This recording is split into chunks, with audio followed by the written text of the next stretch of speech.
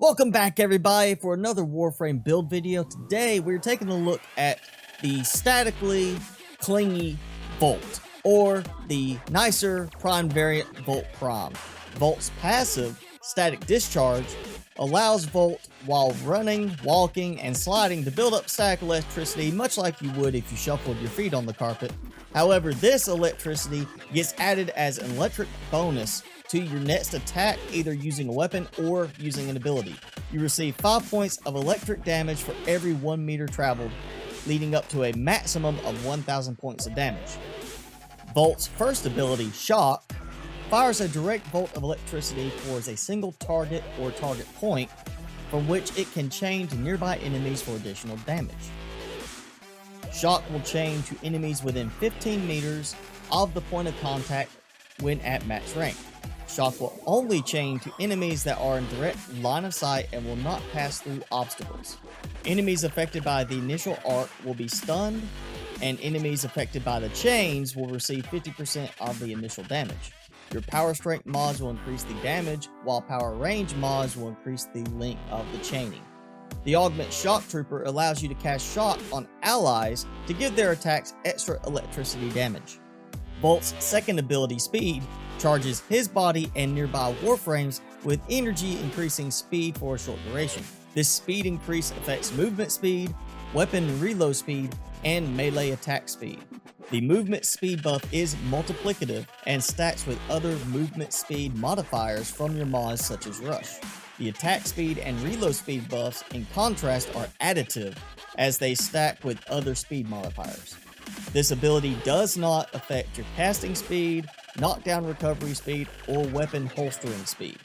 Strength mods will increase the amount of the buffs, while duration and range mods will of course increase the duration of the buffs and the radius around you that buffs your allies.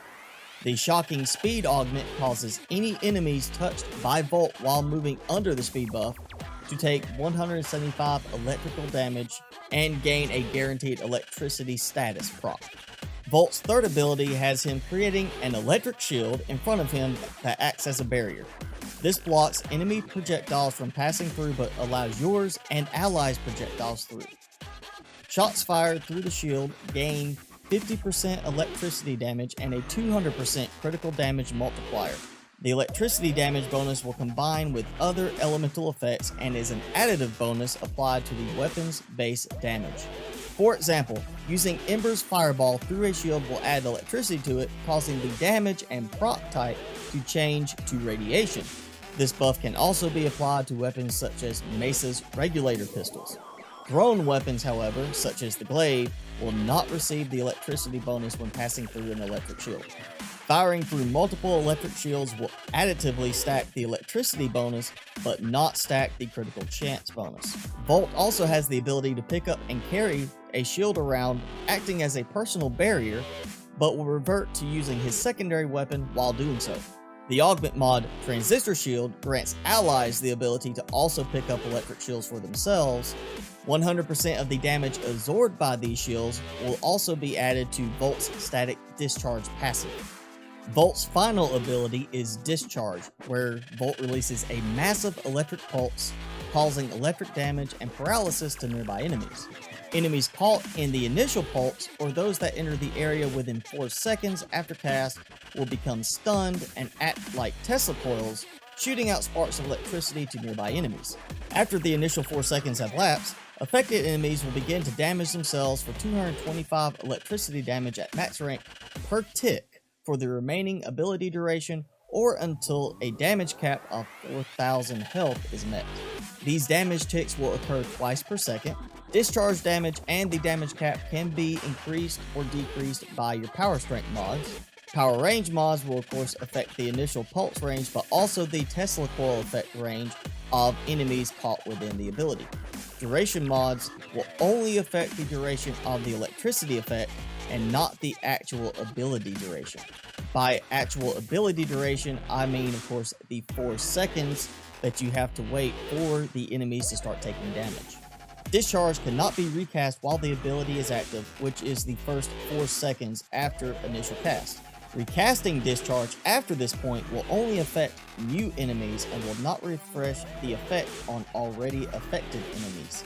Using Shock on a Tesla coiled enemy will cause them to overload and create an AoE burst. The augment mod Capacitance converts up to 3% of the damage dealt into a shield charge that splits between Volt and allies. This shield charge does apply to overshields as well. When it comes to weapon choices for Volt, any high critical chance weapons work really well when being used through an electric shield. However, slower fire rate weapons will not get as much benefit as other weapons will. My personal favorites for this are the Amprets and Soma Prime. From a defensive standpoint, Zenistar also synergizes very well when contained within a group of electric shields acting as a protective barrier around an objective, allowing Zenistar to simply be the disc that kills any enemies getting through the shields. So now, let's take a look at my build. For Volt, I really only use one build. This one is pretty much a balanced build, not super high on anything other than range, and that is because I am relying on the 4th ability, Discharge, for most of my ability uses. With this build, I have also applied the Capacitance Augment, allowing this to be a very good survival build and a very good beneficial build for working with a team because it will give yourself and your teammates plenty of overshields. There are a lot of players who like using Volt for speed runs. However, I tend to lean more towards Rhino or Nesha when I am looking for something for a speed run because of their abilities that protect them in addition to their shields and health. With that said, I have thrown together a very quick and dirty speedrun build, which here you can see is focusing on a higher power strength to get the most speed from the ability, along with some efficiency, though duration is not a big focus because with the efficiency you can recast it fairly quickly, and the idea is to speedrun and get through the mission as quick as possible. Overall, I think Volt is a very good lower to mid-level Warframe. I don't see Volt being used quite as much in the late game because he just doesn't do the same damage to higher level enemies that he does lower level enemies. With that said, Volt does have a good defensive ability in the electric shields. Well, that's it for today's video on Volt. If you enjoyed the video, be sure to hit that like button. Also, make sure you hit subscribe and tick the notification bell if you haven't already done so you can keep up with all my content during the week. You can also follow me on Facebook and Twitter, or use those as a way to say hi to me. Leave me a comment below. Let me know what you think about my Volt build, and if you have your own build that you would like to put below so other people can test it out as well. Be glad to hear from you. Once again, thanks for watching, guys. I am Mr. Spicy, and I will see you in the next video.